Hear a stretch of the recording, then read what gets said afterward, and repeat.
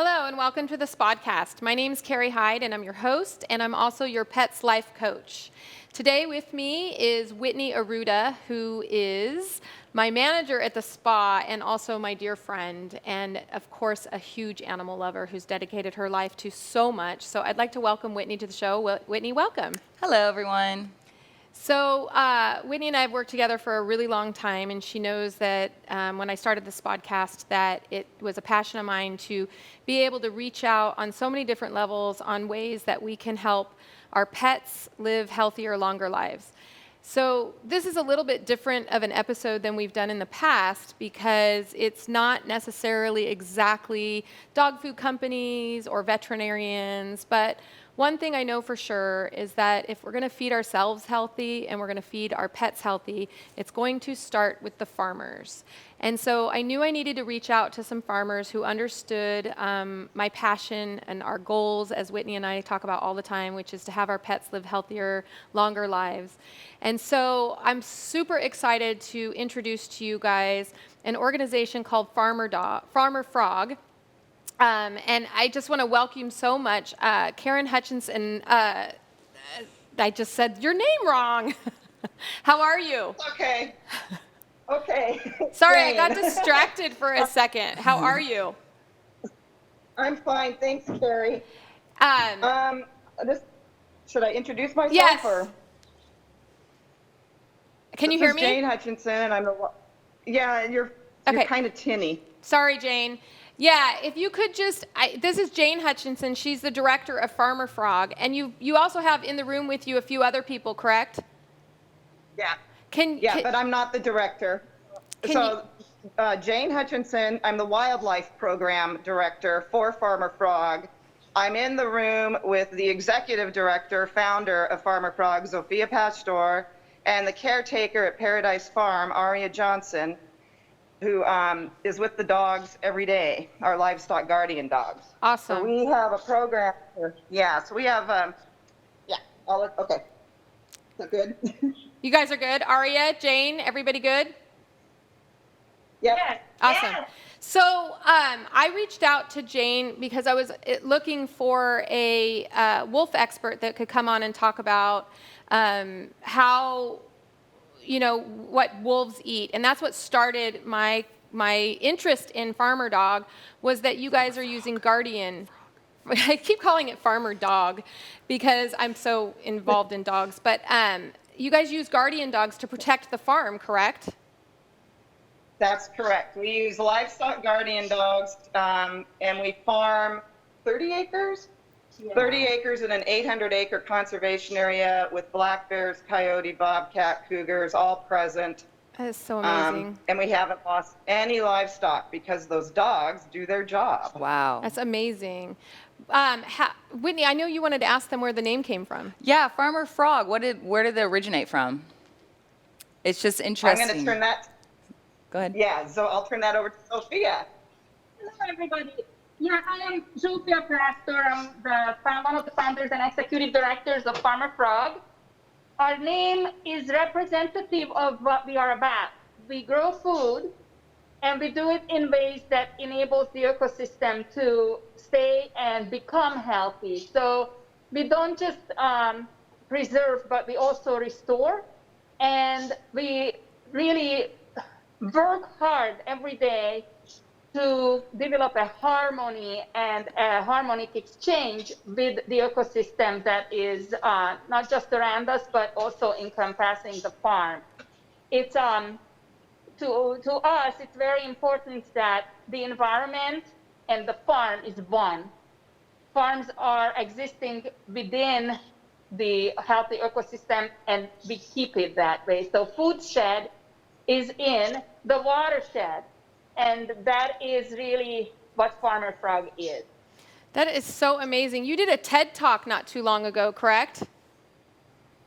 Yeah, it's been a couple of years now, but yes. And, that is because our operation before COVID is really focused on students and education, and a lot of it is youth and children.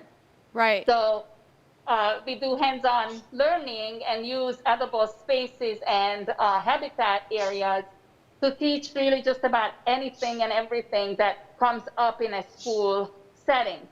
And these spaces are outdoor classrooms. You know, when we think about learning and STEM these days, most people are thinking of technology, but our technology actually comes from nature. Humanity became engineers when we spent time in the natural environment. So we really have to go back into our home, which is a healthy ecosystem. And now with COVID, we still have educational activities. It's somewhat shifting. We are figuring out how we are going to be able to maintain hands-on learning for people, which is becoming a big piece of schools. Even when schools go back, the outdoor environment is the lab, and more so. And then we also participate in food distribution and partnered up with East West Food Rescue in our area. So currently we're supplying food to 21 states, not just from this farm, but partnering with a lot of farms. And this week we'll be, since May 1st, we moved now over 12 million pounds and we're helping a couple million people. So this is a big operation now, but the farm itself is not supplying that food alone. As I said, we partnered up with a lot of groups and farms, and East West Food Rescue is our big partner organization. So this is what goes on here, and the dogs are all part of it. They have to be absolutely people-friendly because we have traffic, right? We serve 410 plus organizations who drive through the farm, and every day there is a line, and people will be on the site. So the dogs are amazing understanding that. But they also know where their home is. And when people whistle to them and call to them, they're not going to jump out and just go to anybody, right? But they take care of their critters and their charges and behave just incredibly wise. And to us, that's really the biggest piece here, that we look at them as our teammates, our farm manager partners, and they are absolutely living up to that standard. So Aria can talk about that a lot because she's the caretaker who works with the dog. So when you guys are, you know, a big part of what Farmer Frog does, right, is to help children learn how to grow and sustain all of the foods that we eventually eat, correct? So if a school contacts you and, you know, I mean, maybe a bunch of teachers don't know how to, you come and set up the programs for the schools, correct? Yeah, schools can contact us. We are a Washington State clock hour provider. So for teachers who need continuing ed credits, we can help. During summer. And we, you know, are able to work with very small groups right now because of COVID. So we can do some activities, yes, when it's not a major downpour outside, then kids actually can have some fun. So yeah, but as it is, our livestock right now is sort of in an area where only authorized persons can enter. We, in the past, would have walkabouts with the dogs and let them, let people pet them, and they love that. They adore kids. So what kind of, when you know, we have, did we just drop them? Did we lose them? I think we just dropped them. Oh. Brandon? Yeah, he's coming out. Either they hit a button or something. Honestly, like, this whole thing's got me so off my game that I'm like, I can't even remember her name. I want to be sitting here. Jane. Jane. I want to be able to be like, I don't want to interrupt him. I want to be like, oh, cool. So you're teaching children how to self-sustain. That's perfect during this COVID time. I want to be like, do you feed the dogs the food you grow? Yeah. We're back. Hey, guys. Yeah, we are back.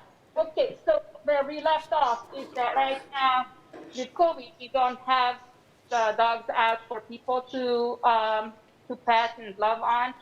So that won't be part of activities. But in the time, as COVID will absolutely improve, this whole situation will improve. We'll be able to do that. I would like you to talk to Aria a little bit because she's the one who actually interacts with the dogs day in and day out all the time. Right. And if you have questions about some of the things that she observes and sees, I think she's really the person to talk about those. Yeah, we just, I think it's important for our listeners to know what all you're doing and how you're going about it, because let me know isn't there a name for farms who are, like, if you're buying meat from a farm where they're protecting the wolves instead of killing the wolves, what is that kind of a farm called? It's a wildlife-friendly certified There farm. it is. A wildlife-friendly certified farm, correct? We're actually, Awesome. we're doing, that's a national program, and we're applying for that certification. But in the state, we're salmon certified and we're Wildwise certified, which is through the local zoo. Awesome. So I know I was in Yellowstone. Yeah. I know I talked to Jane about this before. I was in Yellowstone with some wolf expert, and I remember being in Jackson Hole, Wyoming, and they actually, at Vaughn's in Jackson Hole, Wyoming, they had a big sign talking about how only the meat that they sold there was from friendly, wolf-friendly farms. And I thought, wow, that I had never even considered how important that would be to purchase my meat from a farm who wasn't shooting and killing the predators, and yet kind of learning how to coexist with them, which is what you do, right, Jane?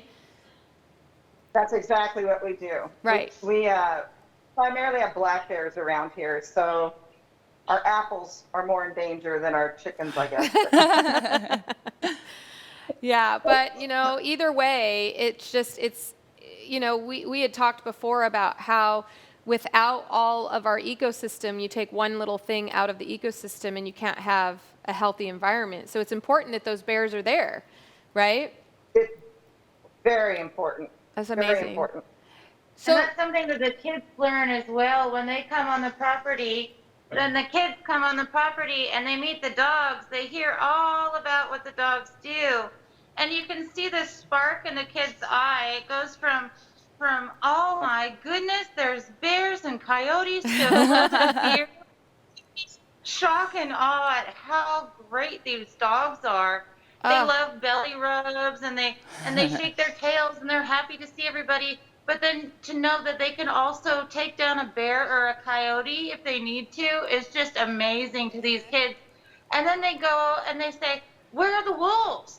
Well, we don't have any here right now. Hopefully we will in the future. Right. And Hopefully. it's just amazing. Yeah. And that's how the kids are learning about the wildlife and the ecosystems, is seeing how these dogs are. It's a beautiful thing. It is. That's a perfect way to call it. It's a beautiful thing.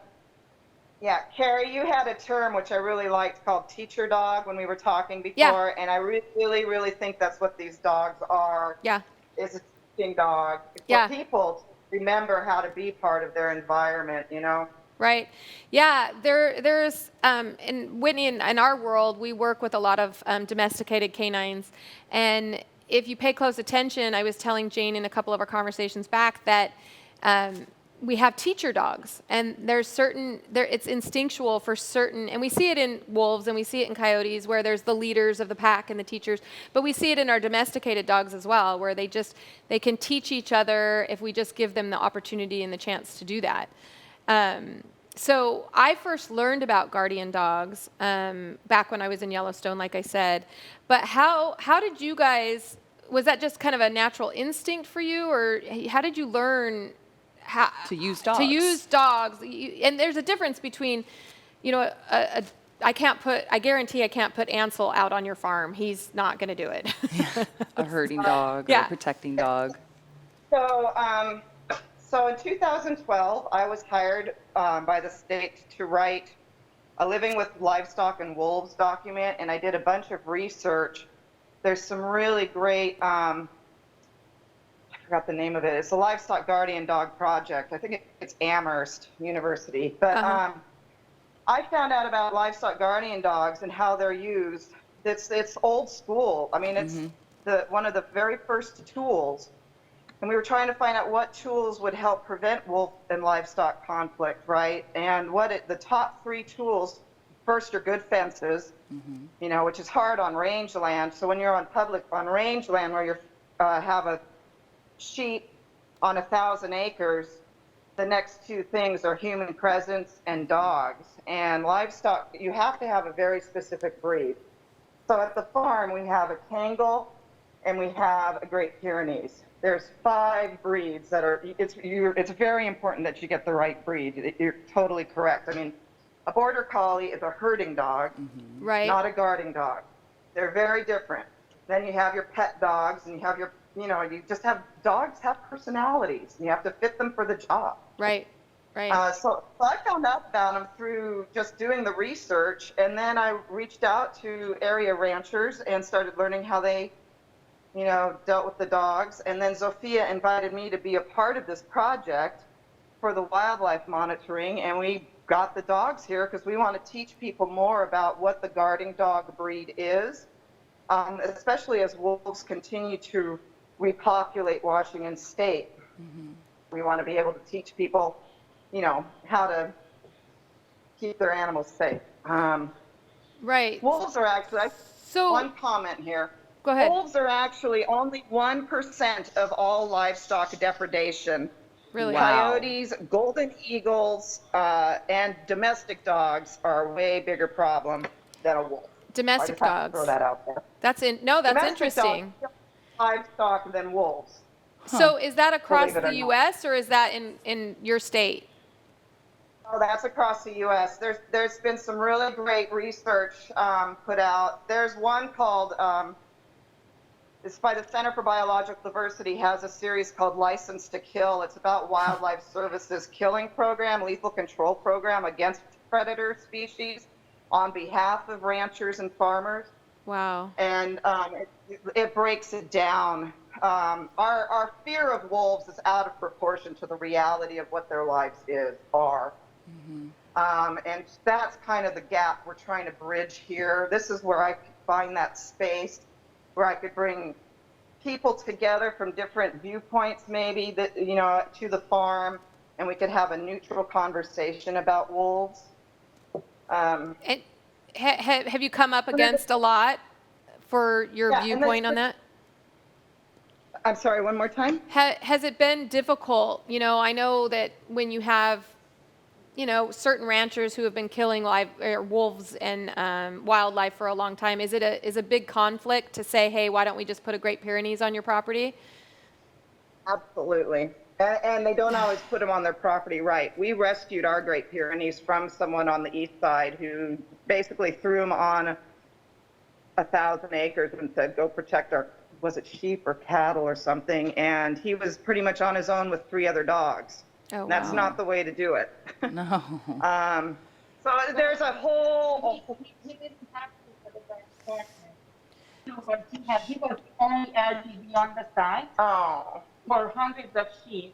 The other dogs would come in sometimes, and they used them to herd, but he had to essentially fence from them too. And then we asked what the predator experience of him was. The previous owner said, well, when he catches a coyote, he eats it. So he was underweight.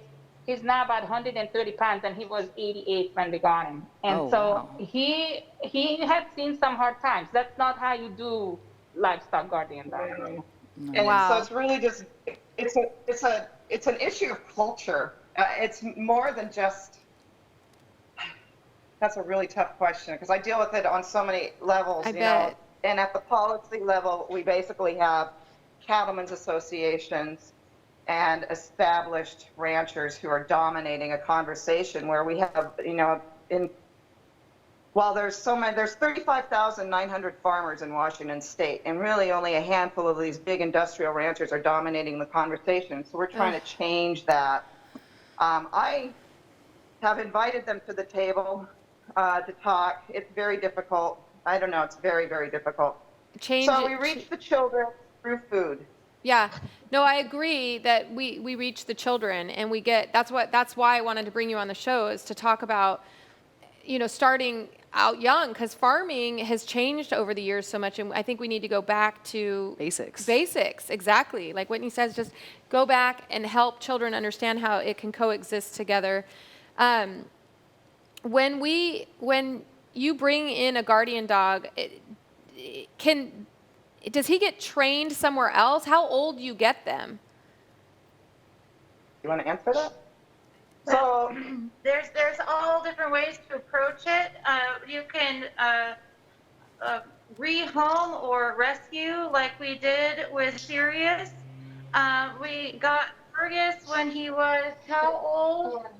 4.5 months old. Okay. And that in that instance, Sirius was the one who trained Fergus. Okay. But there's been a lot of livestock guardian dogs that have been trained by the owners and not by a Another skilled dog. older livestock guardian dog. And there's all different ways of training. There's hands off, there's hands on, there's livestock guardian dogs who are not in houses at all. And there are livestock guardian dogs, for instance, that go in houses and outside and mingle with people like a house dog would.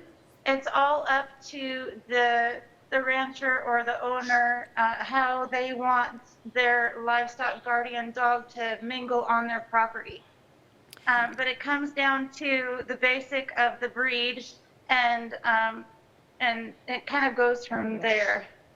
So You can train a few tricks, so to speak, but sometimes it's just in their blood.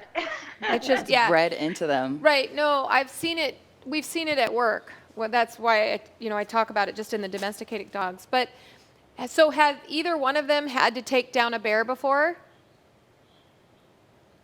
not at the farm here, no. Oh, good. We don't know. Sirius might have in his past, huh? But they have smelled bear droppings, and they know the scent of a bear. And Okay. they will bark a different kind of warning bark when there is a bear near the property line. Okay. They will bark a different kind of warning bark when, say, the farmer frog regular workers come on the property. They know the vehicle and they bark a specific bark. It's not a warning bark. It's a, hey, they're here kind of a bark. Right. And yet again, there's another bark to say if a new vehicle that they have never heard, smelled, or seen before comes near. And it's just amazing that these dogs were bred with these things. As far as I know, no human taught them most of the things that they know. That's crazy. We It's can just teach them a intuition. little Yeah. bit, but they're very smart. Their brains do not work like your average canine. They're kind of in between human thinking and canine thinking. When you tell them to sit, they'll hear you and go, I don't know. And these dogs are 100 But- plus pound dogs, so there's no way you can't hear them. Yeah. Right. Yeah, but they're sweethearts. And yeah, they will bark if they smell a bear. They bark, they kind of replicate a coyote howl when they're barking at coyotes Oh, in the middle of the interesting. night. Oh, wow. Huh. They bark at rats, they bark at the kitty cat, and they bark at specific humans when they can sense that maybe that person shouldn't be around, which thankfully only happened twice in the 2 years that I've been around them. Wow. Dogs are so intuitive. We see it all the time at work. The dogs that, they think that I need to have a little hesitation towards this person just because the energy the person is putting off. Exactly. Yeah. Yeah. They can feel energy, nervous don't- energy, those kind of things. I had a client years ago, and she was having a coyote problem on her street. So they lived kind of up in the hills by us, and coyotes were coming in and killing family pets quite often. And she had lost one of her own personal pets, and so she got tired of it. So what she went and did is she bought a wolf hybrid dog because she heard that the coyotes would smell the wolf in him and would not come near the property. So she wanted to try it. And what she ended up doing is getting the dog, and then what she would do is take the fur of that animal and place it all over the neighborhood in people's bushes. when she did that, it was the last time they saw a coyote in the neighborhood for almost 2 years. And that was it. It was just, so I wonder if the bears and the wildlife actually can smell, since you said it's not, you haven't really had to have them take down a bear in so many years. I wonder if the wildlife actually can smell the difference between the Pyrenees and a domesticated dog. It's interesting to me. An observation.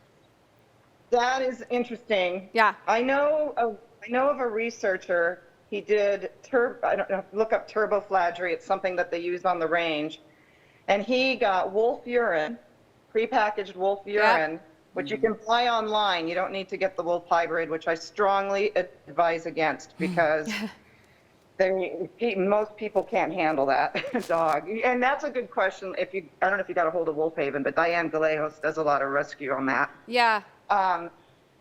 But yeah, he took wolf urine and actually did. He marked the flagry line, and it deterred the other wolf packs. So they kept the sheep inside the turboflagry line, inside the circle. It was a foot. It was huge. Wow, that's interesting. But it's just also so time intensive, right? But it worked. He said it worked. You know, it was kind of preliminary research. Yeah. So the thing about that's it's interesting.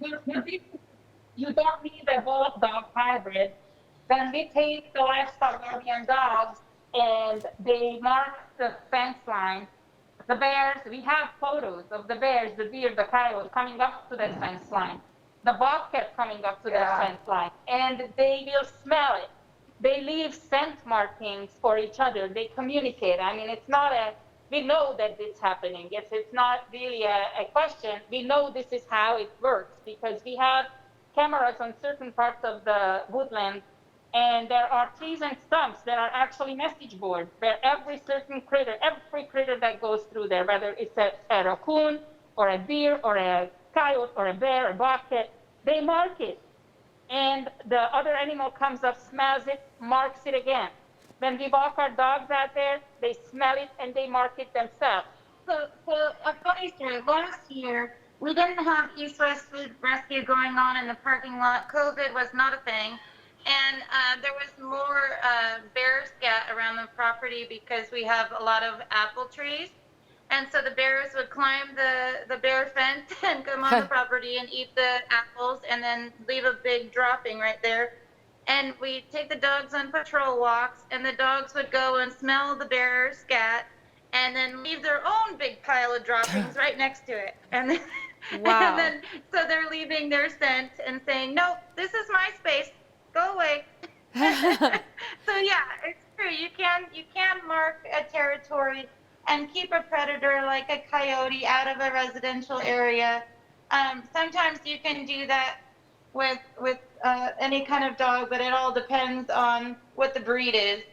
Well, I mostly would be interested in I will say, I wouldn't necessarily recommend people buying wolf hybrids because that particular dog actually ended up dying. He was so scared. He was very aloof like a wolf. And so anytime anybody, including her, would come around, he ended up literally dying from just fear. He got out of the house one time, and the neighbor caught him and tried to put him in the house, and then the dog ended up literally having a heart attack. So if we can use the urine and not actually for any of our listeners that might be wondering what to do about a coyote, I wanted to make sure I put that out there. Yeah. I'm not an advocate of them buying wolf hybrids and putting them in their homes with their children and stuff.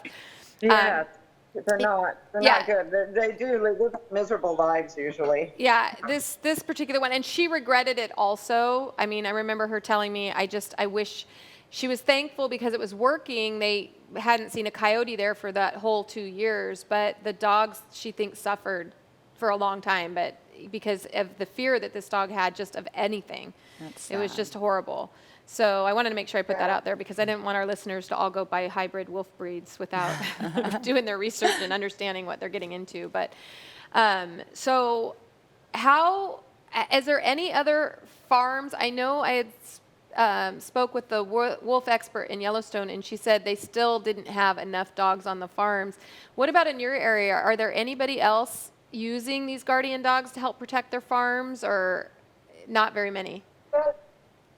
Funny thing is, we just had a whole batch of not for human consumption meat available that we brought onto the farm and gave it out to people with dogs. And I cannot tell you how many neighbors we got here who actually have livestock guardian breeds on their farm.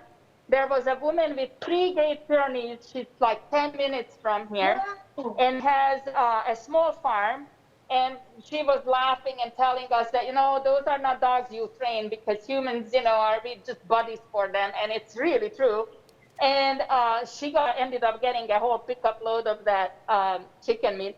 And so, it's actually starting to happen more. I don't really know if everybody understands what livestock guardian dogs really mean in terms of breeds and not, even farms where they get their dogs from, if they are true to the breed or they are just some backyard breeder's story where they may even have some labs in them. This lady seemed like she knew what she was doing. And so, it is, because that's another thing. When you're gonna get what you pay for, right? Right. So if you really are looking for livestock dogs, there are a lot of people who dilute the breed, and then they will breed these dogs with other dogs, and accidentally or not. And then you're going to end up with things like the wolf hybrid in many ways, because the livestock guardian dog is a very specific breed with very specific instincts. And when you combine that, for example, with a hound, who is totally the opposite, his role is to go hunt and chase, you're going to have dogs that are really conflicted, and their inners are really at war with each other all the time. And so there are dogs who really suffer in life because they were not born out of the right combination. So, we have to really look at that. There is a great movement for responsible breeding of these animals, and also to keep the breeds going in its very clean state. Because when we start messing around with these ancient breeds, they are really capable dogs, right? They are big, they have strong jaws, they are really smart. So we have to be responsible how we follow that breeding practice in it. But yeah, I think there are more. And then I know Jane is working with a couple people who are actually really good in the livestock guardian arena here in the area in Washington.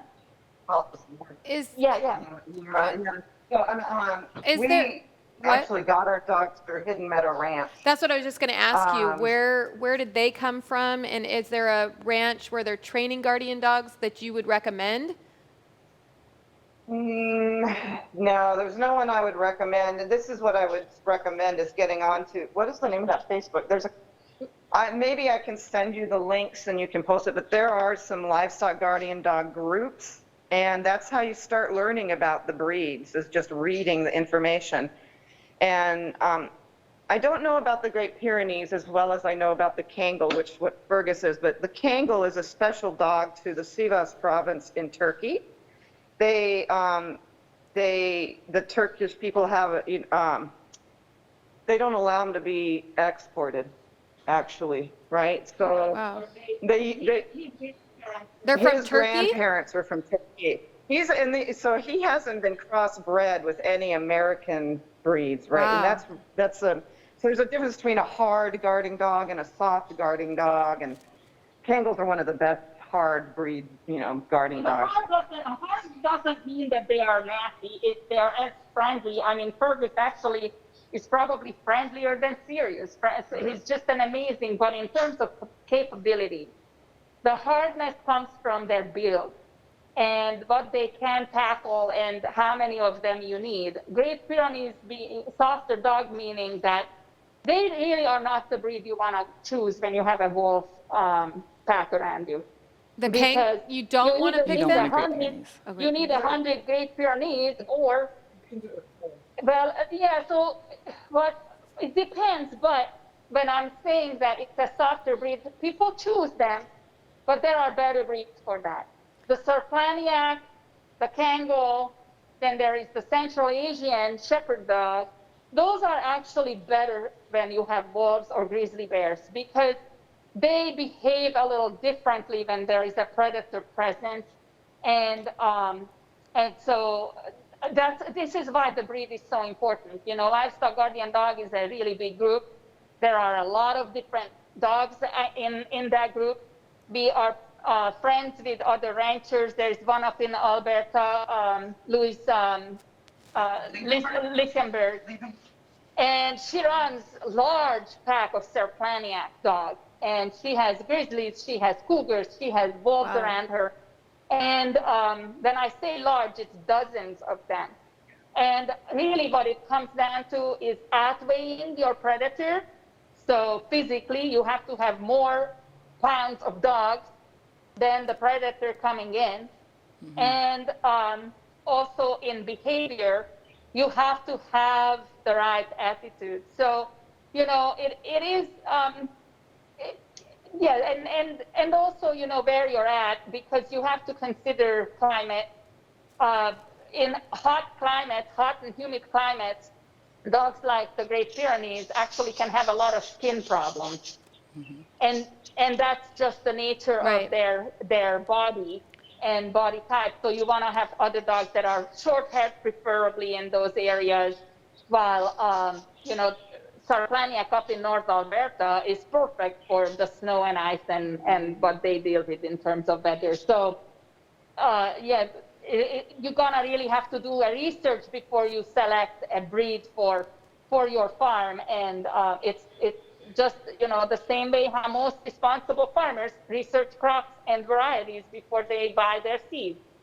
What is their lifespan as far as like a large breed like that? If a farm was going to invest in a, I guess this is a two-part question, what would be the financial investment in purchasing, say, one of the large dogs to help with the wolves, and then what would their lifespan be? It depends. Some breeds will live longer than others. The Kangal's actually fairly long-lived. Mm-hmm. Great Pyrenees are typically between 13 to 15 years. That's an average age. Kangals are often going to be older, even up to 17. But then there are, and Sarplaniacs to Central Asians, those are really the older, harder breeds. The softer breeds sometimes have a shorter, you know, 10 to 15, yeah. But, you know, if you provide good veterinarian care, you give them good food, and they keep busy, because really what takes anybody out, it's humans too, it's boredom, right? We have to keep them occupied, and that means that they really have to have something to do, and something to protect, something to work with. If that's around, they can stick around for a long time, for a dog. You know, I mean, it's never enough. I mean, I would love to see them live, you know, right. I mean, you get so attached to them, just like, you know, your puppy that he sleeps with you in the bed. They become part of the farm family, and, you know, they never live long enough. What is the like initial investment if you were going to buy one of these dogs? Do they sell for about the same price as if you were trying to buy a pet, or are they $10,000 to purchase one to protect the farm? It depends on, you can find people who are trying to offload their dogs because they decided the farm life wasn't for them, or they have the wrong dog for the livestock, and you can get a pretty good deal. I'm gonna just throw out a number, because I seem to think that the average price of a good dog though runs about $2,500 to $3,000. Okay. Initial investment. And then you have raising them. Yeah. Raising them is that cost, because you have to have a mentor dog if you don't have one. Mm-hmm. You don't. I mean, one dog alone actually is not a good thing for the farm. One dog cannot really protect your farm. Mm-hmm. You need a team. Mm-hmm. You need a minimum of two, because there is the inner protection, outer area protection, the day and the night shift. They really take that, you know, and then feeding them. Food is a big deal. So that's funny, the day and the night shift. Every day they get dinner. They get a huge amount of kibble with some kind of a treat on top. and they have their separate areas in the pasture where they like to eat. Everybody else is put away so they don't have to defend their food from the chickens or the goats or whoever else might be around.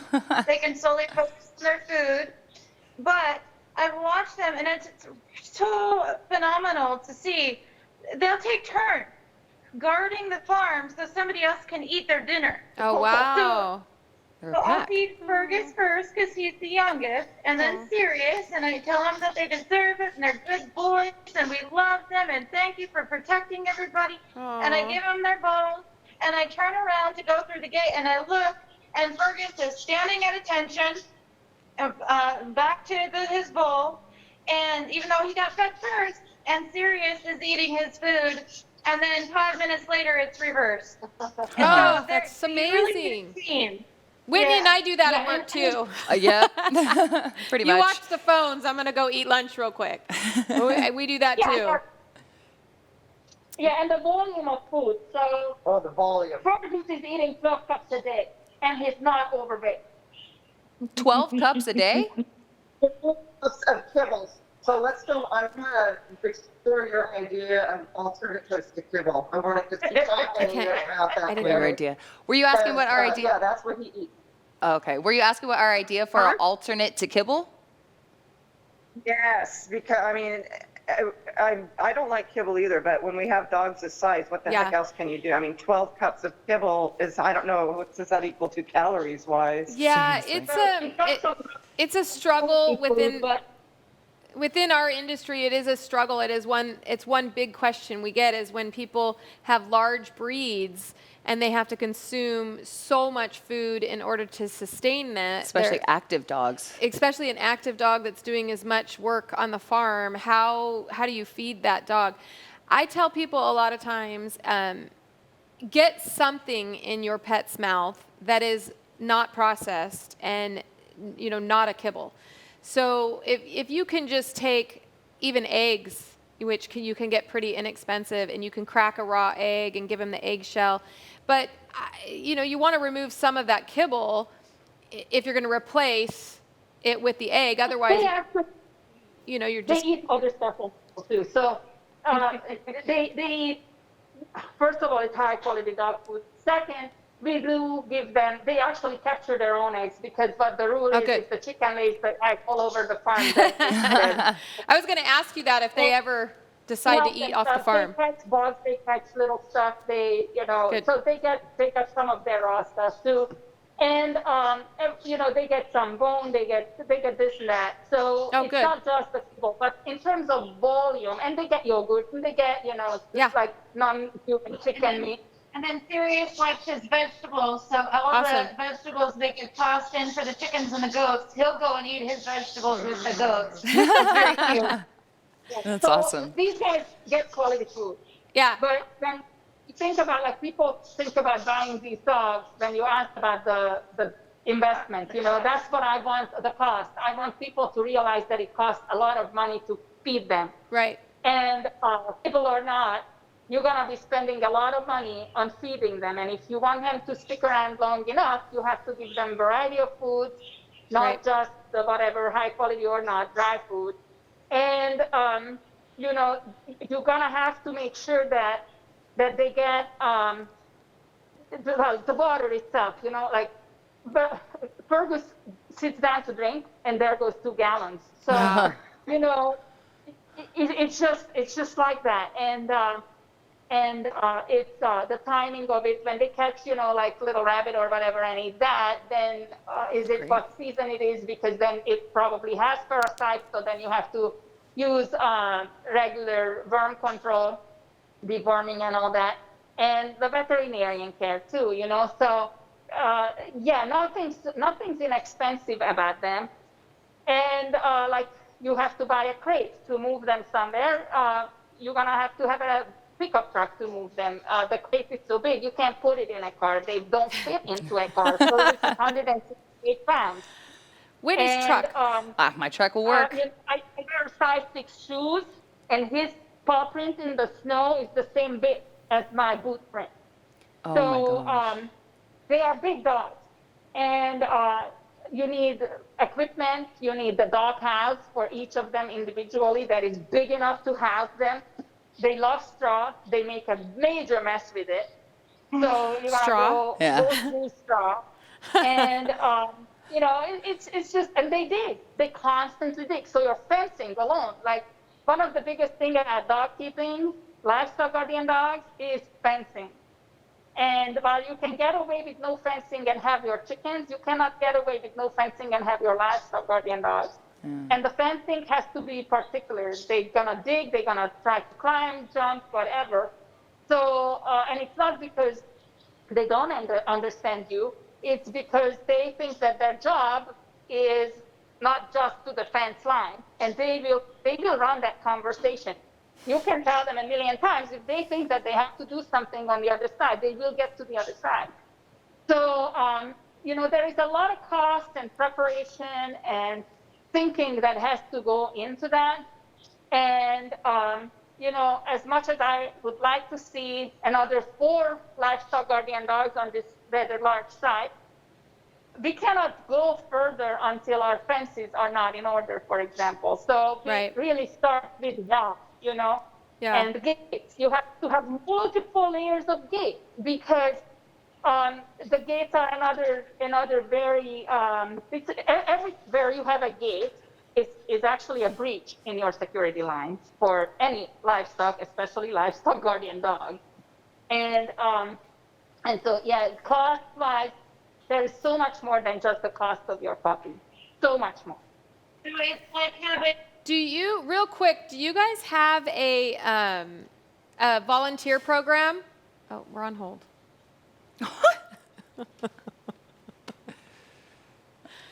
Oh, hello? How do you put someone on hold? I don't know. Can you do that? You can put people. Oh, hello? Jane? Did we lose him? Are you there? Hi. Jane? There. Can you hear us? Can you hear us? Yeah, I can hear you. Can you hear us? Yes, now we can. Okay. Real quick, I wanted to ask you guys, do you guys have, hello? Yes. Do you guys have a volunteer program? We do. Yeah, you can contact us through farmerfrog.org, and if they want to volunteer, they'll be happy to talk to them and see how they can participate and how they fit. With COVID, we have specific protocol in place. Sure. And, Good. We want to make sure that everybody who comes onto the farm can not just participate, but also be safe. That's awesome. Well, I'm going to let you guys go. Jane, thank you so much for bringing your crew and everybody out here to talk about these guardian dogs. And your farm is amazing. Whitney and I did a little bit of looking it up. I'm so happy that you're reaching out to the children because I think that that's ultimately where it comes down to is we have to teach the children. And just protecting your farm the way that you do is amazing. One more time, Jane, what is it called when you're wildlife friendly? Is that the term? Yeah, it's a wildlife friendly certification or predator friendly.